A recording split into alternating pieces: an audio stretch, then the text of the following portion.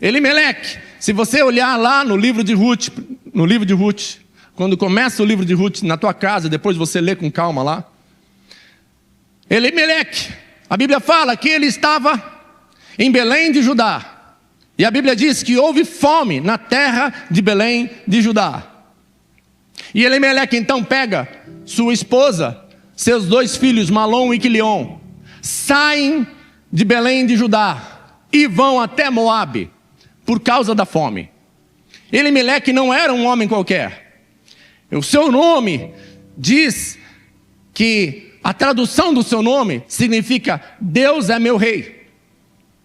E ele, como um bom servo, deveria de conhecer a história, porque o tempo em que ele está vivendo é um tempo de fome. E ele está na casa do pão, porque Belém de Judá, Belém significa casa do pão, casa mantenedora, casa que supre. Judá significa louvor, adoração, alegria. Aí quando você junta as duas palavras, Belém de Judá, fica assim, a casa do pão, porque supre, porque respalda, provoca louvor, alegria, exaltação.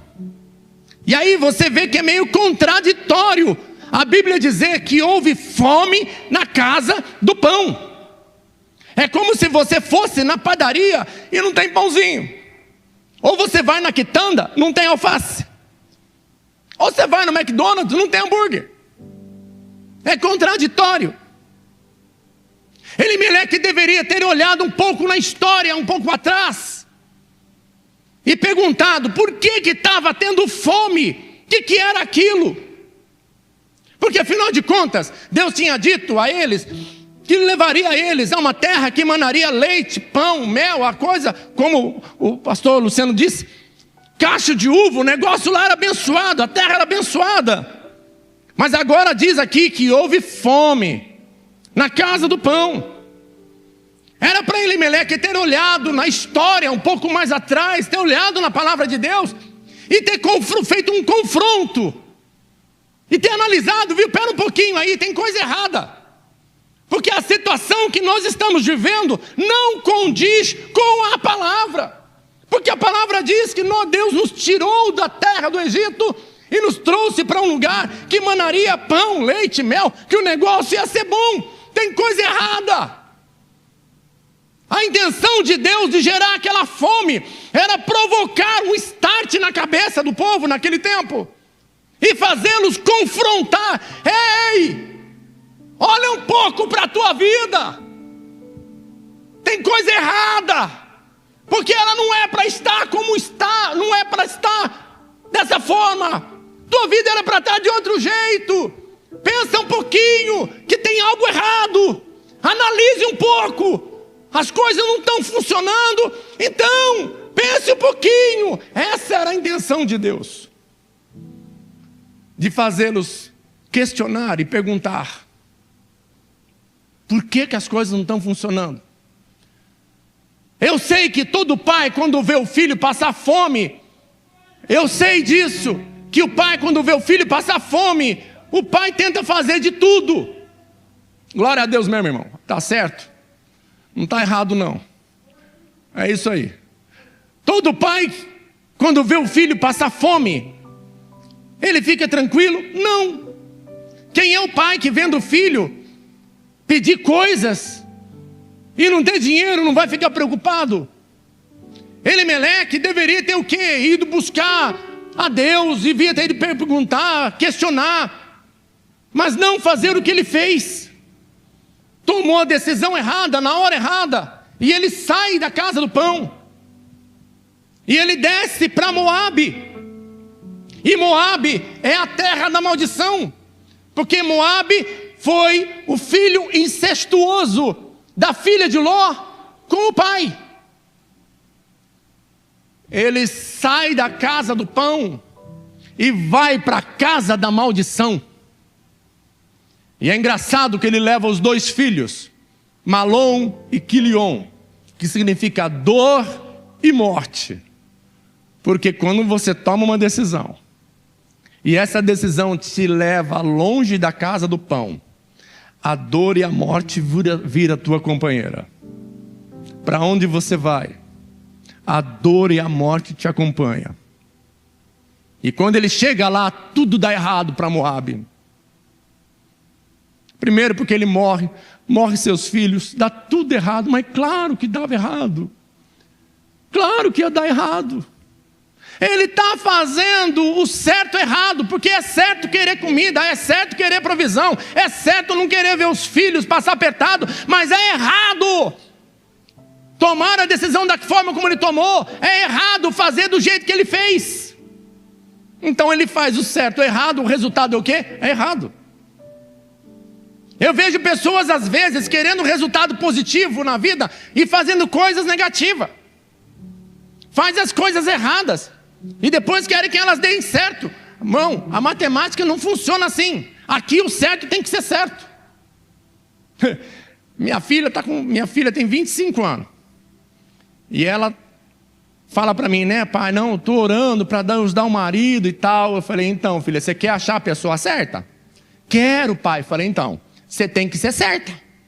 Porque Deus não dá o certo para o errado. Se você for uma ferpa daquelas, vai querer que Deus mande um abençoado. Eu que não sou bom, que não sou igual a Deus, não deixaria. Imagina Deus. Se você quer arrumar o certo, então você tem que ser certa.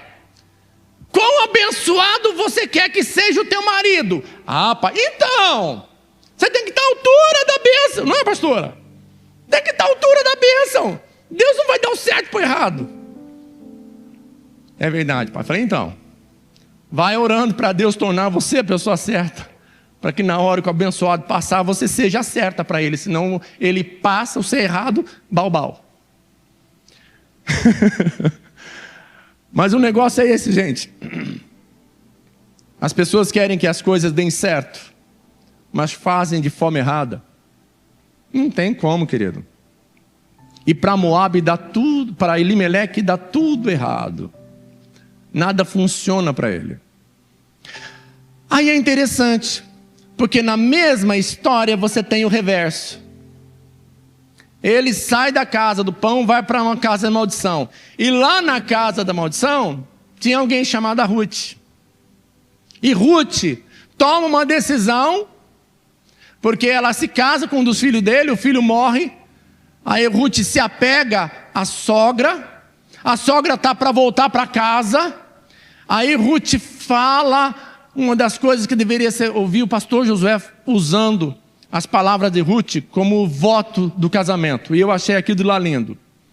Teu povo será o meu povo. E o mais importante, o teu Deus será o meu Deus. Ruth então toma a decisão de sair da casa da maldição e ir para a casa da bênção. O que foi que aconteceu com Ruth? Tudo deu certo para ela, gente. As coisas começaram a funcionar para ela de uma forma. Ela chega lá, um homem pega, bate o olho, fala, E ele olha para ela, ele gosta dela. Quem que é essa daí? Ah, é fulano. Ah, é mesmo, é. Ela vai lá no campo, viu? Deixa umas espigas cair, faz ela pensar, entendeu? Que é para ela, entendeu? Vai ajudando ela. E ela ia lá colher. Nossa, com certeza ela deveria voltar para casa falando, olha que bênção hoje, né? Deus supriu. E olha que maravilha. E tudo dá certo na vida de Ruth, gente. Por quê? Porque ela toma a decisão de sair da casa de maldição e ir para a casa do pão. Elimeleque, conhecedor da palavra, um servo, deveria se dizer, um servo de Deus que conhecia a palavra, não usa a história a favor dele. E Ruth, que não tinha nada a ver, Ruth faz o contrário. Sabe por que o livro de Jó nos impressiona tanto, gente? Por que nós lemos tanto o livro de Jó e ele nos enche de esperança, né? Quando você olha o livro, porque quando Jó viveu foi um pouquinho ali perto de Abraão. Quando aquelas coisas aconteceram com Jó, ainda não se tinha a palavra escrita, não tinha a Bíblia. As informações que Jó tinha sobre Deus eram aquelas informações que vinham passando de geração a geração, de boca a boca. E nós estamos falando de um período de 2000 anos mais ou menos, depois da criação. E aquelas poucas informações que Jó tinha foram o bastante para gerar uma fé inabalável na alma dele. Porque quando você lê o livro de Jó, do capítulo 1, capítulo 3, conta a história de Jó. Do capítulo 3 até o capítulo 37, são diálogos poéticos de Jó, Bildade, Elifaz, Sofar e Eliú. São diálogos poéticos. No capítulo 38 ao capítulo 41, Deus toma a palavra. E no capítulo 42, Jó volta a dizer. Mas dentre aqueles diálogos poéticos, o que eu achei lindo foi um dia que eu estava lendo lá, e Jó pega e fala assim: eu sei que o meu Redentor vive, e por fim se levantará dentre os mortos. Viu? Pera um pouquinho, irmão. Olha, era para ele dizer: eu creio que o meu Redentor vive. Ele fala uma coisa que vai mais além. Para uma pessoa que não tinha a história que nós temos escrita. Para um homem que ainda não tinha visto o mar vermelho abrir. Para um homem que ainda não tinha visto a pedra saltar e jogar água. Para um homem que ainda não sabia que Deus fechava a boca de leão, que Deus guardava no meio da fornalha. Para um homem que ainda não sabia que Deus mandava fogo do céu. Esse homem, com as poucas informações que ele tinha, ele foi capaz de dizer: eu sei. Saber é mais do que crer, gente. Saber é além de crer. Eu sei que o Luizinho existe, está na minha frente. Pastora Débora, pastor Luciano, eu sei, estou vendo. Por isso que o livro de Jó ocupa o seu lugar com destaque. Porque com as poucas informações que ele tinha, aquelas poucas informações foram capazes de gerar uma fé na alma dele, que não era uma brincadeira não. E agora só, eu e você temos a história a nosso favor. Eu e você temos um privilégio que ele não teve. A história a nosso favor. Nós sabemos que Deus abre o mar vermelho, nós sabemos de todas estas coisas, porque hoje nós temos a palavra. E ainda assim, muitas vezes a nossa fé não chega aos pés da fé que Jó tinha. Isso porque nós temos a história a nosso favor. A história está a favor da gente. E Jó não. Por isso a importância de nós conhecermos a palavra, de conhecermos a história, para que quando estejamos em meio a situações das mais variáveis possíveis, nós olhemos para ela e pensamos: olha, espera um pouquinho, espera um pouco, eu sou tão importante quanto esses homens aqui. A Bíblia diz que tudo é possível ao que crê. A Bíblia diz: se a minha palavra estiver em vós, e vós na minha palavra, pedireis o que for, e será feito. Mas se você não sabe destas coisas, você vai viver com uma certa dificuldade aqui. Quando o problema vier, a ansiedade vai tomar conta. O desespero vai ser geral. Porque não tem paralelo, não tem base. Eu acho interessante hoje o fato de termos a rede social, a internet, e tudo é feito para entreter. Engraçado que esse aparelhinho chamado celular, ele é capaz de trazer longe o que está perto, mas também leva o que está perto para longe. Eu vejo pessoas passando uma boa parte do tempo lá, Instagram, Facebook, gastando tempo. Quando poderiam gastar esse tempo para aprender alguma coisa sobre Deus. Porque estas informações vão ser vitais uma hora ou outra. Eu me lembro, gente, quando eu comecei a caminhada cristã, eu me lembro. Quando eu ouvia as primeiras coisas, a palavra, quando eu ouvi a primeira vez falar sobre Jó, que Jó conhecia Deus de ouvir falar, e depois conheceu Deus de com ele andar, eu me lembro como eu vibrava. Quando eu fui aprendendo, quando eu fui me alimentando, eu me lembro que aquilo de lá era fabuloso. E eu vejo pessoas hoje que poderiam estar melhores, se dedicassem mais tempo para aprender. Nós falamos que servimos a Deus, não é? Nós falamos que servimos a Deus. E quando é que nós provamos isso? Quando nós dedicamos tempo. Que tempo é esse? Aquele tempo que você tem que trabalhar? Não. Aquele tempo que você tem domínio de escolha. Sabe aquele tempo que você está lá desperdiçando, entretendo? Você já acabou os afazeres domésticos, tudo. Sabe esse tempo? Então, esse é o melhor tempo que você pode dar para Deus. Porque é você que escolhe. É você que decide. E aí as pessoas querem que Deus faça as coisas para elas. Querem que Deus haja. Mas elas não têm conhecimento nenhum. Não se dedica a aprender. E gente, o que diz lá em Salmos 1, gente? Bem-aventurado o homem que não... Gente do céu. Bem-aventurado, Salmo 1.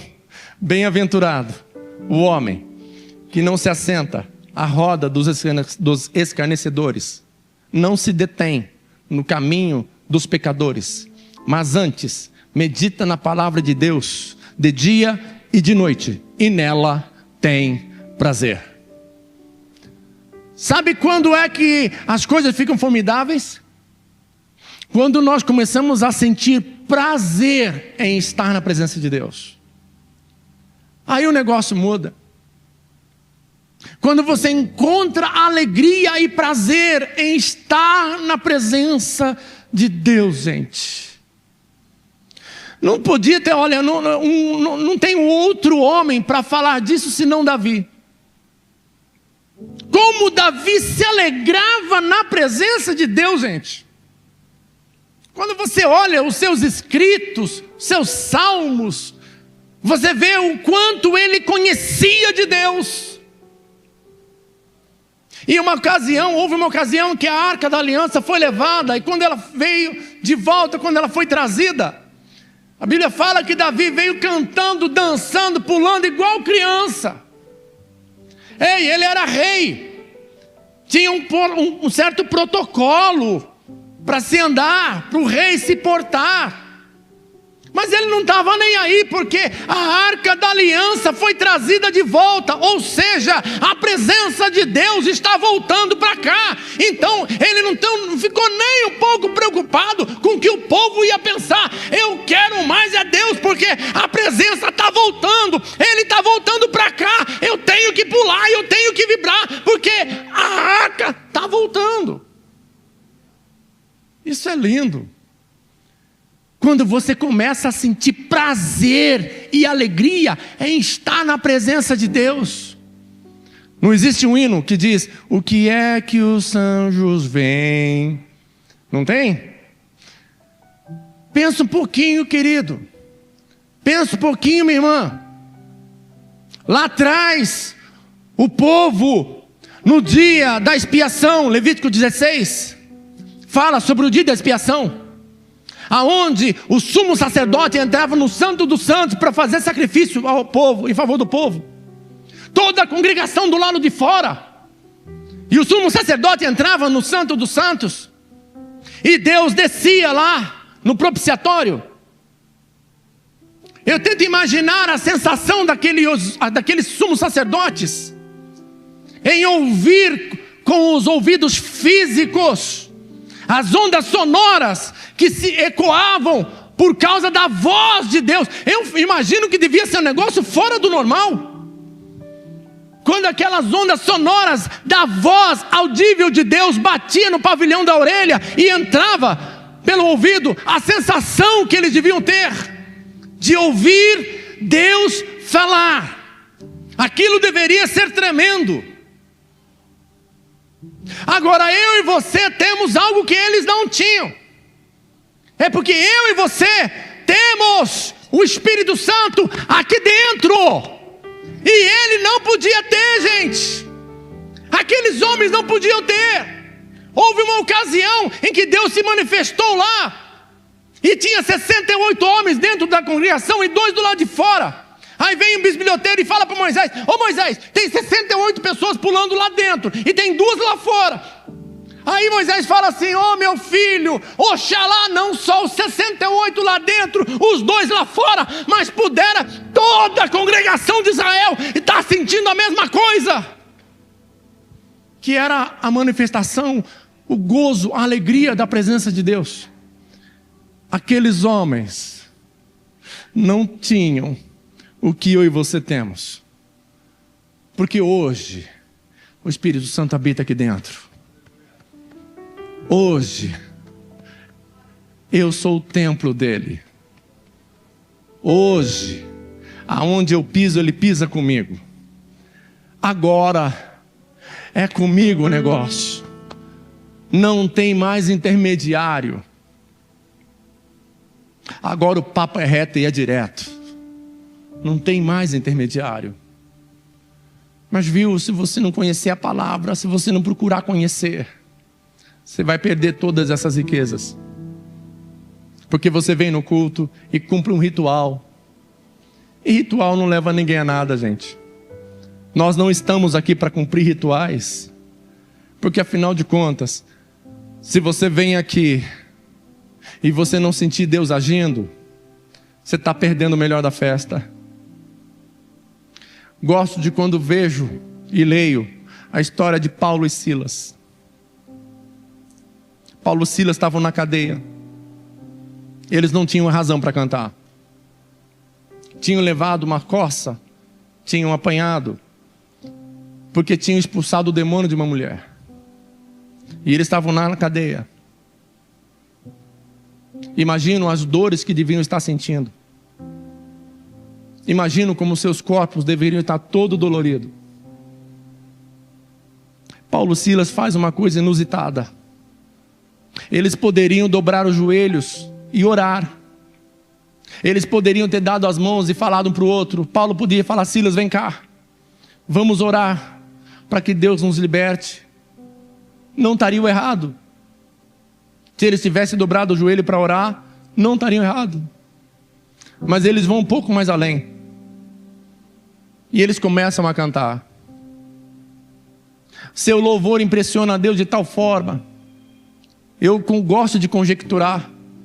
Eu fico imaginando nos céus, numa conjectura, Deus e Jesus e o Espírito Santo, os 3 lá, olhando para Paulo e Silas.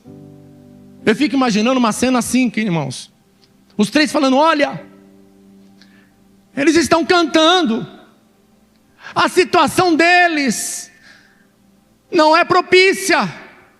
A circunstância diz o contrário. Todas as coisas estão contribuindo para que eles orassem. Todas as coisas impulsionam eles a orar. Mas eles resolveram gastar as poucas forças que eles tinham para cantar. Ao invés deles começarem a gritar e a chorar pelas dores do corpo deles, eles decidiram gastar aquela energia. Eles esqueceram da dor e resolveram cantar. Não, vamos ter que descer lá e arrebentar tudo.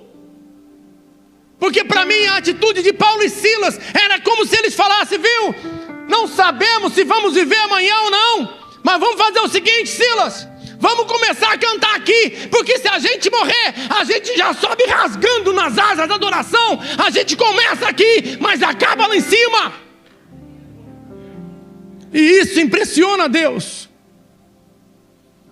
Aí eu leio essa história, e quando as coisas estão difíceis, eu lembro o seguinte: cantar quando tudo está dando bem, tudo está dando certo, é muito fácil. Quero ver você cantar quando a circunstância não diz que a coisa está boa. Quero ver você dizer que Deus é grande e poderoso, quando o diabo está mentindo e dizendo para você: você está esquecido, Deus não liga para você. Teus problemas, Deus não está nem aí não. Tem gente se dando melhor que você e não serve a Deus. Olha para o teu vizinho, pilantra, sem vergonha, tudo dá certo para ele. Olha para a tua vida. Quero ver você cantar quando as coisas não estão indo bem. Aí eu olho isso, e quando as coisas estão difíceis eu falo: Senhor, olha, Tu és Deus acima de todas as coisas, acima das circunstâncias. Tu és Deus.